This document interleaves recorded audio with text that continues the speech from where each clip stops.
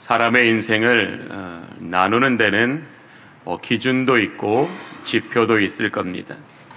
그러나 사람의 인생을 나눌 때 대부분 유아기, 어머니의 품에서 젖을 먹거나 어머니의 품 안에서 교육을 받는 유아기가 있을 것이고요. 그리고 청소년기가 있을 것이고 장년기가 있을 것이고 노년기가 있을 것입니다. 그 사람의 본질은 다르지 않지만 그는 성장하기 때문에 지식이 다르고 생각이 다르고 능력이 다르고 열매가 다르게 됩니다.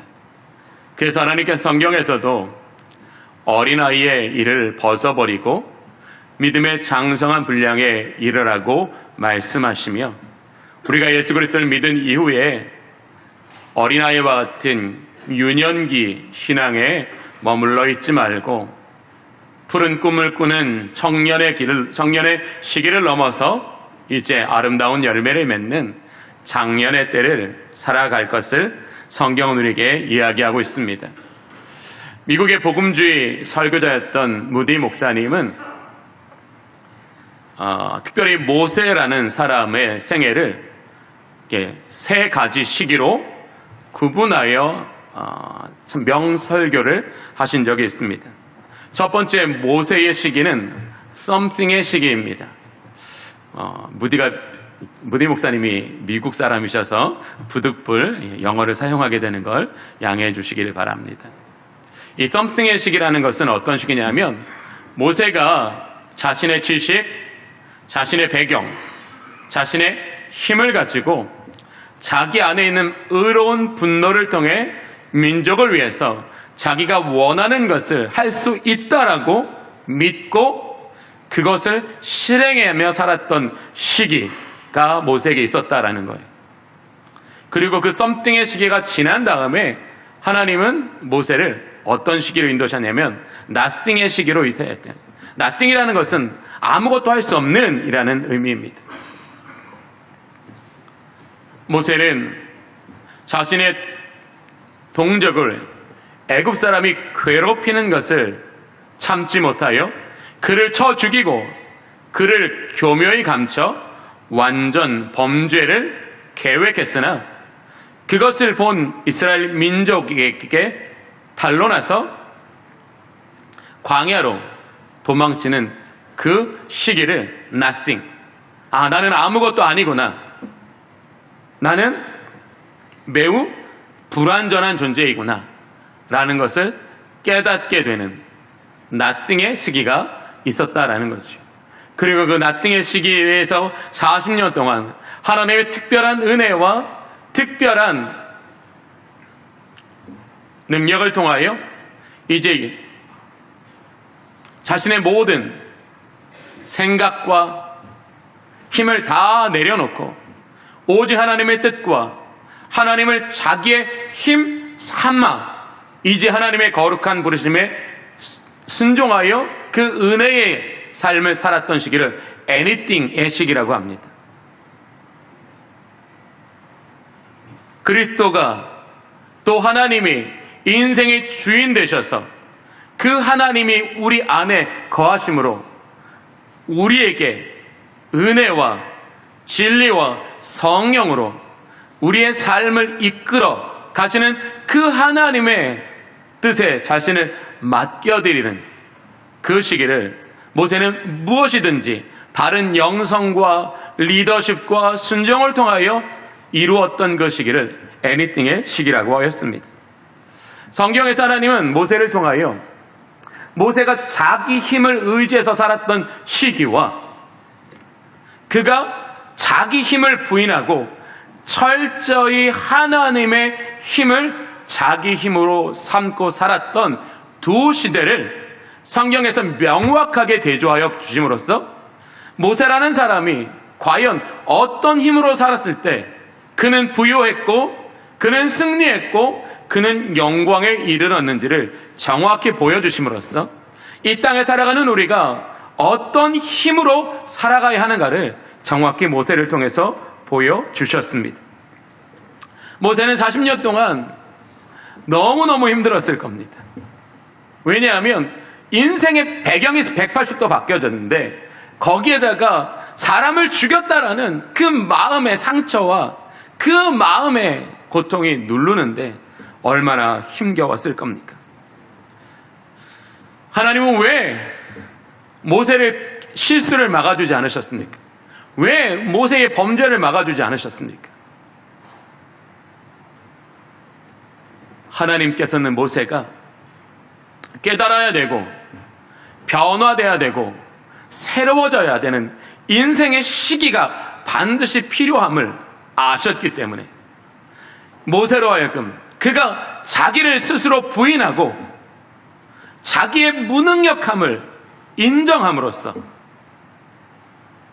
모세가 자기 힘이 아닌 여호와 하나님의 힘을 바라보는 그 은혜가 모세에게는 가장 필요한 시간이고 가장 중요한 시간이었기 때문에 하나님은 모세에게 그 시간으로 그를 데려가 놓으신 겁니다.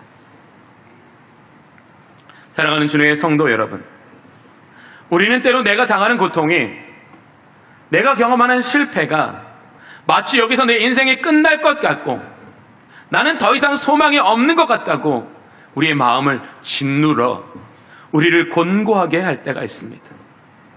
그러나 여러분이 모세와 같이 그에게 먼저 찾아오시는 하나님을, 그에게 손 내미시는 하나님을 여러분들이 기쁨으로 여러분의 마음 중심에 모시고 살아가신다면 여러분도 모세에게와 같은 하나님의 은혜로 말미암아 여러분의 삶이 완전히 새로워지는 하나님의 은총을 누리게 되실 것입니다.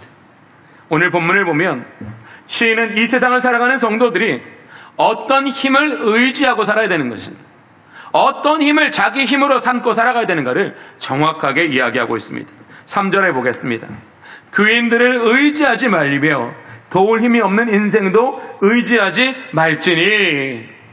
하나님의 이 땅을 살아가는 성도들이 귀인의 힘을 자신의 힘 삼지 말라는 거예요. 도울 힘이 없는 인생의 힘을 자기 힘으로 삼지 말라고 분명히 이야기하고 있습니다. 귀인들이란 어떤 사람들입니까? 타고난 배경이 뛰어난 세상의 권력을 가진 사람들을 말합니다. 우리가 살아가는 이 세상은 권력과 연결되면 참 쉬운 일이 많아집니다. 그러나 오늘 하나님께서는 우리에게 세상의 권력을 자기 힘으로 삼지 말라고 똑똑히 말씀하십니다. 도울 힘이 없는 인생도 의지하지 말라고 말씀하십니다. 사람을, 그 사람이 가진 재능이나 배경이나 능력을 자기 힘 삼지 말라는 거예요. 사실 우리는 많은 사람들을 통해 좋은 유익을 얻고 살아갑니다. 때로 힘들고 어려울 때 옆에 있는 분이 위로해주고 격려해주고 용기를 주고 또 많은 도움을 줘서 때로는 옆에 있는 사람들 때문에 다시 일어날 힘을 갖고 다시 삶의 어떤 동기를 부여받아서 옆에 누가 있느냐가 참 인생의 중요한 것이 사실입니다.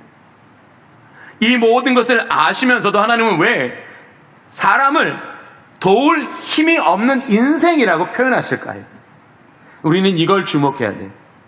우리가 우리의 실제 생활 속에서는 많은 사람들의 도움을 받으면서 인생을 살아가고 있는데 왜 하나님은 그 사람들을 부정하는 것처럼 도울 힘이 없는 인생이다라고 말씀하실까요? 우리는 이 표현은 인간의 본질적인 속성을 말씀하시는 것임을 깨달아야 돼요. 죄 있는 인간은 철저히 자기중심적 존재라는 거예요. 언제든지 변할 수 있는 존재라는 거예요. 또 그는 불완전한 존재라는 거예요. 자기중심적이고 언제나 변할 수 있고 불완전한 존재는 우리의 의지의 대상이 아니다라는 거예요. 우리가 우리 세상을 살아가면서 경험하는 건 뭐예요? 그렇게 믿었던 사람들 때문에 상처받고 배신당하고 속임수를 당해서 더 많이 아파지는 게 이 세상의 이치라는 거지요. 하나님은 도울 힘이 없는 인생이란 뭐냐면 하나님을 대신할 수 없다는 걸 말하는 거예요. 사람으로 유익을 얻을 수 있지만 사람은 결코 하나님이 주시는 은혜를, 하나님이 주시는 능력을, 하나님이 주시는 구원을 대체할 수 없는 존재이기 때문에 그는 도울 힘이 없는 인생이고, 우리는 우리에게 영원한 생명과 구원을 주는 하나님만을 우리의 힘 삼아야 한다라는 것을 비유적으로, 대조적으로 말하고 있는 겁니다. 그러면서 시인은 5절 이하에서 우리가 왜 하나님을 자신의 도움으로, 왜 하나님을 나의 더 좋은 힘으로 삼고 살아가야 되는지 그 이유를 정확하게 말씀하십니다. 그 첫 번째 이유는 하나님은 야곱의 하나님이시기 때문이라고 말하고 있습니다. 제가 5절의 말씀을 읽겠습니다. 야곱의 하나님을 자기 도움으로 삼으며 여호와 자기 하나님에게 자기의 소망을 두는 자는 복이 있도다 라고 말씀하셨어요. 야곱의 하나님을 자기 하나님으로 모시고 살아가는 사람에게 하나님은 그 영혼에게 뭘 주신다고요? 복을 주신다고 말씀하고 있어요. 성경에는 이와 유사한 표현이 있죠, 여러분. 아브라함과 이삭과 야곱의 하나님, 여러 번 반복됩니다. 이렇게 아브라함과 이삭과 야곱의 이름을 수평적으로 연결하여 이야기할 때는 약속의 하나님이라는 의미를 가지고 있습니다. 아브라함과 맺으신 약속을 그 아들 이삭에게와 야곱에게 그대로 행하시는 하나님은 약속에 신실하신 하나님이기 때문에 약속에 신실하신 하나님을 바라보라 라는 의미에서 그런 표현을 쓰는데요.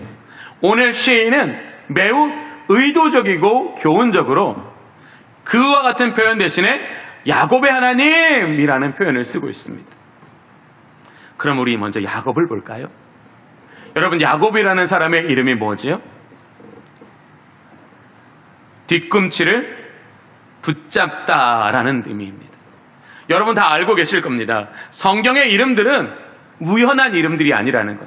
그 이름에는 어떤 배경과 또 어떤 내용이 들어있다는 걸 알고 계실 겁니다. 야곱은 뒤꿈치를 잡는 사람이었습니다. 당시 문화적인 이해에서 이 뒤꿈치를 잡다라는 건 뭐냐면 회방하다라는 뜻이고요, 속이다라는 뜻이고요, 빼앗는다라는 뜻이라는 거예요. 야곱이 하나님을 만나기 전에 야곱의 인생은 그와 같을 것이다 라는 것을 이야기해 주시는 거예요. 내가 선택하지 않았지만 차남으로 태어나서 늘 평등한 대우를 받지 못했던 그 사실이 늘 이 야곱의 뭐예요? 불만족이었다는 거예요. 그러면서도 먼저 태어났다는 이유로 더 좋은 것을 제공받는 형 에서를 보면서 질투심도 생기고, 그러니까 그 질투심 때문에 자꾸 형을 회방하고 싶은 거예요. 그러니까 아버지나 어머니에게 형의 잘못을 고해 바치죠. 또 이 장자의 축복권이 어떻게든지 내 욕심껏 내 것으로 가져오고 싶은 거예요. 그러니까 팥죽 한 그릇에 형에게 장자권을 사는 일을 하지 않습니까? 과연 이것이 잘못된 것이라는 것을 모르고 행했을까요? 아니요. 분명히 알고 의도적으로 행한 범죄라는 거지. 왜? 그의 마음의 상태가 그와 같았기 때문이라는 겁니다. 야곱은 한순간에 부모와 형제를 잃어버렸습니다. 자신의 삶의 터전도 잃어버렸습니다. 물론 그가 피부치인 외삼촌 라반의 집에 도망쳤지만 그것은 그의 인생, 그가 이제껏 살아왔던 인생의 내용과는 전혀 다른 환경이었지. 거기에서 그의 고난이 끝났습니까? 아니요. 외삼촌 라반은 자기 정욕을 위하여 야곱을 계속 반복적으로 속였습니다. 힘들고 고달픈 인생이었지. 그러나 하나님은 그렇게 도망치듯 쫓겨가는 야곱을 베델에서 만나주셔서 그에게 이렇게 말씀하셨어요. 내가 평안히 돌아오리라. 하나님이 범죄한 나를 아직도 버리지 않으셨구나. 하나님 나를 기억하고 계시는구나. 하나님은 야곱이 실패한 것 같은, 더 이상 소망이 없는 것 같은 그 인생의 어두움에 무너지지 아니하도록 하나님 그에게 먼저 찾아가서 약속하시고 은혜를 베푸시는 하나님이었다라는 겁니다. 오늘 본문의 야곱의 하나님이라는 것은 어떤 말입니까? 넘어진 인생을 일으켜주시는 하나님이라는 거예요. 실패한 인생을 회복해 하시는 하나님이라는 거예요. 하나님은 실패할 것 같은 우리의 인생을, 더 이상 소망이 없는 것 같은 우리의 인생을 주님께서는 먼저 찾아와 손 내미시고 우리를 그 어두운 데서, 그 고통스러운 데서 건져내 주신다라는 것을 말씀하시는 거예요. 세상은 우리가 실패하면 어떻게 합니까? 조롱합니다. 평가합니다. 멀리합니다. 나는 실패했다는 그 상처보다 조롱하고 멸시하고 따돌리는 그 아픔 때문에 더 회복이 늦어지는 것이 사실이지. 그러나 하나님은 그렇게 사람들은 나를 버려도, 나를 밟아도 하나님은 고통받는 나에게 찾아오시고 내게 약속을 주시는 하나님이라. 사랑하는 교우 여러분, 저와 여러분은 야곱의 하나님을 더 좋은 나의 힘으로 삼고 살아가는 은혜가 있으시기를 원합니다. 왜 우리가 야곱의 하나님을 나의 힘으로 삼고 살아가야 됩니까? 그것은 하나님은 야곱과 같은 인생이라도 이스라엘과 같은 인생으로 바꾸시는 하나님이기 때문에 그렇다는 거예요. 우리의 힘으로는 야곱의 인생을 벗어날 수 없지만 하나님을 나의 힘으로 모시고 살아가면 우리는 야곱과 같은 인생을 벗어버리고 이스라엘의 인생으로 살아가게 된다는 것을 말씀하고 계시는 거예요. 여러분, 조금 더 나은 야곱의 인생은 의미 없어요. 조금 더 편한 야곱의 인생은 의미 없어요. 조금 더 자랑할 것이 많은 야곱의 인생은 유익할 수 없어요. 여러분, 예수님을 통하여 조금 더 나은, 조금 더 부유한, 조금 더 행복한 야곱으로 사시겠습니까? 아니면 이스라엘로 사시겠습니까? 여러분이 하나님을 여러분의 힘 삼고 살아갈 때, 세상보다 하나님이 나에게 더 좋은 힘이심을 믿고 그분이 우리를 이끌어 가시는 그 하나님의 은혜를 믿음으로 따라가게 되면 우리는 전능하신 하나님의 계획과 손 안에서 이스라엘로 새롭게 되어진다라는 것을 말씀하시는 거예요. 사랑하는 주님의 성도 여러분, 우리가 하나님을 나의 더 좋은 힘으로 삼고 살아가는 것은 그분이 내 인생을 야곱이 아닌 이스라엘로 지금도 만들어가고 계시기 때문입니다. 하나님의 손 안에서 이스라엘 되는 저와 여러분이 되시기를 원합니다. 두 번째, 우리가 왜 하나님을 나의 힘으로, 나의 더 좋은 힘으로 모시고 살아가야 하냐면 하나님은 천지와 만물을 지으시고 지키시는 하나님이기 때문에, 하나님은 천지와 만물의 주관자시다라는 거예요. 하나님은 천지와 만물의 통치자라시는 거예요. 우리는 하나님의 기가 막힌 역전의 드라마를 포로에서 느낄 수 있습니다. 아이러니하지요. 우리는 고통도 없고 문제도 없고 늘 기도하면 막 기적 같은 드라마가 쓰여질 거라고 생각하지만 그렇지 않아요. 하나님은 범죄한 이스라엘을 그 죄에서 속량하시고 그들의 모든 죄를 씻어 정결케 하시고 새 사람 되게 하시기 위해서 어떻게 하셨어요? 하나님은 이스라엘을 바벨론과 아수르의 손에 붙이셨어요. 그들이 그 땅에서 예루살렘, 깨어진 예루살렘을 벗어나 포로의 땅에 그들이 붙잡혀갈 때 그들은 손과 발목에 착고가 채어서 짐승을 다루는 것처럼 다루는 회초리에 맞아가며 끌려갔어요. 그곳에 도착해 보니까 그들에게 주어진 삶의 환경은 너무나 열악하고 힘이 들어요. 노예보다 더 못한, 짐승보다 더 못한 취급을 하셨는데 그런 압제 속에서 자들의 눈에 보이는 게 뭐예요? 바벨론은 더 흥왕해지는 거예요. 아수르는 더 강해지는 거예요. 이건 뭘 말할까요? 상대적 박탈감을 말하는 거예요. 아수르가 강해질수록, 바벨론이 강해질수록 이스라엘 민족의 마음은 어떤 생각이 들어요? 아, 난 여기선 더 이상 못 벗어나겠구나. 내 인생 여기서 끝이겠구나.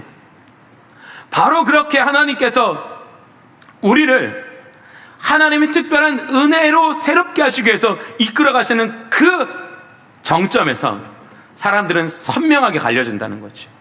그래, 더 이상 우리가 예루살렘으로 돌아갈 소망이 끊어졌으니 여기서 잘 먹고 잘 살아보자. 그것을 선택한 사람과, 아니야, 하나님은 바다를 여시는 분이야. 하나님은 하늘에서 만나와 메추라기를 내시는 분이야. 하나님은 이 땅에 우리를 버리신 것이 아니라 이 땅에 우리를 심으신 거야.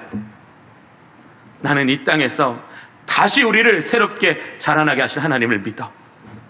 믿음을 지킨 사람들 나누어졌다는 거죠. 그들은 세상의 힘으로 자신의 인생을 무너뜨리고 망가지지 않기 위해서 열심을 냈던 사람이라면, 이 사람은 오직 하나님을 자기의 힘삼고 하나님의 약속의 그 은혜로서 하나님께서 계획하신 그 나라를, 그 축복을 경험하기를 원했다라는 거죠.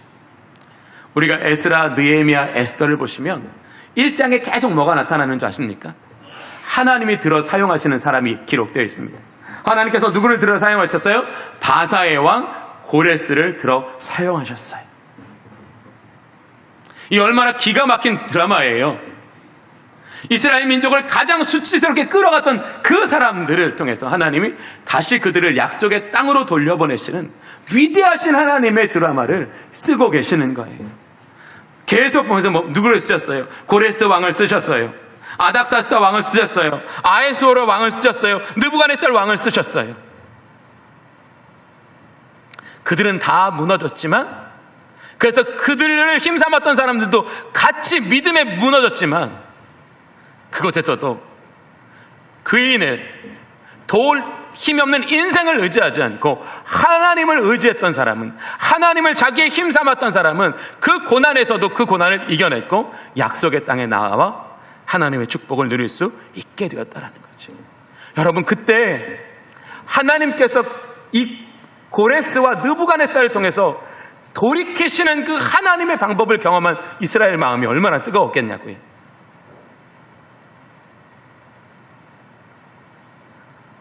그들이 경험한 하나님이 얼마나 놀라웠겠냐고요. 자기를 완전히 그냥 포도즙 틀에서 포도를 으깨듯이 으깨던 그 사람을 하나님께서 약속의 땅으로 돌이키시고 우리가 하나님의 성전을 지을 수 있는 모든 것들을 공급하라고 명령하는 그 하나님의 사역자들로 쓰시는 걸 보면서 얼마나 가슴이 뜨거웠겠냐는 것이. 하나님은 우리의 인생을 이렇게 드라마틱하게 만들어 가시는 하나님이에요. 왜 우리가 도울 힘이 없는 인생도 자기 힘도 의지하지 않아야 돼요? 우리는 그런 드라마를 쓸 수 없는 사람이에요.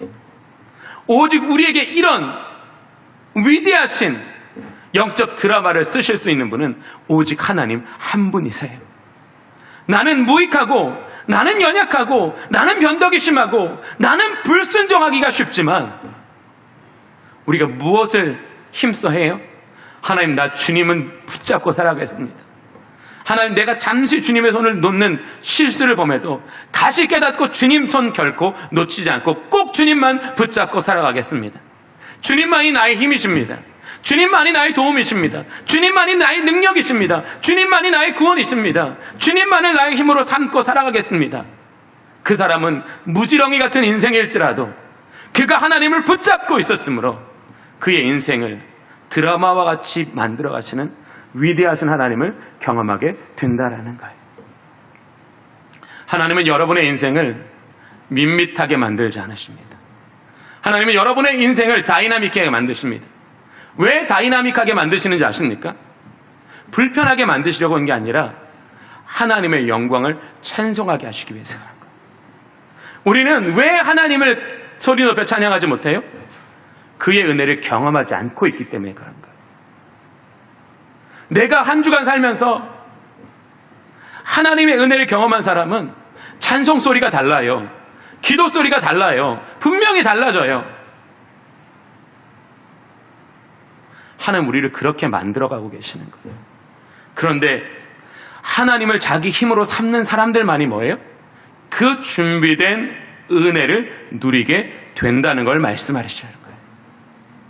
세 번째, 왜 우리가 하나님을 나의 더 좋은 힘으로 삼고 살아야 하냐면 하나님은 사랑과 공의로 일하시는 하나님이기 때문에 그래요. 제가 7절과 9절의 말씀을 좀 요약해 볼게요. 하나님은 정의로 심판하시고 줄인 자에게 먹을 것을 주시고 갇힌 자에게 자유를 주시며 맹인들의 눈을 여시며 비굴한 자를 일으키시며 의인들을 사랑하시며 나그네를 보호하시며 고아와 과부들을 붙드시고 악인들의 길을 굽게 하십니다. 즉 하나님은 세상의 돈, 권력, 정욕에 따라 역사하시는 분이 아니라 사랑과 공의로 일을 이루시는 하나님이라는 거예요. 유퀴즈라는 예능 프로그램이 있습니다. 유재석 씨가 진행하는 프로그램이어서 아마 한 번씩은 다 보셨을 거예요. 꽤 오래된 일이지만 이 대전의 대덕이라는 곳에 우리나라의 좀 명문 학교 중에 하나인 카이스트라는 곳이 있습니다. 그 카이스트에 가서 그 카이스트에 다니는 재학생들과 인터뷰하면서 또 유머러스하면서도 매우 교훈적인 그 인터뷰를 진행했습니다. 그리고 그때 한 이 생명공학부를 다니는 이 여학생과 인터뷰를 하게 되었어요. 그 여학생과 이제 많은 얘기를 하다가 여학생이 그런 정말로 촌철살인과 같은 그런 한 멘트를 날렸어요. 걸르고 걸러서 여기까지 왔더니 내가 여기서 걸러지고 있구나. 사실 이 말이 되게 유머러스하면서도 굉장히 의미심장한 말 아닙니까? 그것도 20살 초반의 여자친구가 걸르고 걸러서 여기까지 왔다. 그런데 여기서 내가 걸러지고 있다. 전 마음이 머뭇했어요. 이 아이가 왜 열심히 공부하는데 이 아이가 열심히 공부하는 이유가 걸러지지 않기 위해서 공부하는 것. 얼마나 마음 아픈 일이에요. 이 아이에게 세상은 뭐래요? 걸러지고 걸러지는 세상인 거예요. 내가 이 세상에서 살아남으려면 안 걸러지는 인생이 돼야 돼요. 안 걸러질 수 있는 힘을 가지고 안 걸러질 수 있는 뭔가를 가져야 되는 인생이라는 거예요. 한참 꿈을 꿔야 되는 아이가 자기네 꿈 대신에 걸러지지 않는 인생 되기 위해서 몸부림치는 것을 보면서 마음이 아팠던 것을 볼 수 있습니다. 우리 사회는 경쟁사회이고 이익사회입니다. 이것이 나쁘다라는 걸 말하는 것이 아닙니다. 이 경쟁적이고 이익적인 사회의 속성을 말하는 겁니다. 우리는 살면서 희노애락을 경험합니다. 그런데 우리가 경험하는 슬픔이요, 진짜 슬퍼한 일을 슬퍼하는 때도 있지만 더 많은 부분은 상대적인 슬픔이라는 거죠. 내가 저 사람보다 더 많이 가지지 않아서 그게 우울한 거야. 내가 저 사람보다 더 좋은 행복을 누리지 못하고 있어서 우울한 거야. 내가 기쁜 것도 마찬가지예요. 아, 저 사람은 저기 있는데 난 여기 있으니까 행복한 거야. 진짜 기쁨이 아니라 비교적인 기쁨이라는 거지. 그리스도인들도 마찬가지 아닙니까? 그리스도인도 이 기준에서 벗어나고 있지 않아요. 여러분들이 정말 누리는 기쁨 중에 많은 기쁨이 이런 상대적 기쁨 아니십니까? 여러분, 그러한 인생으로는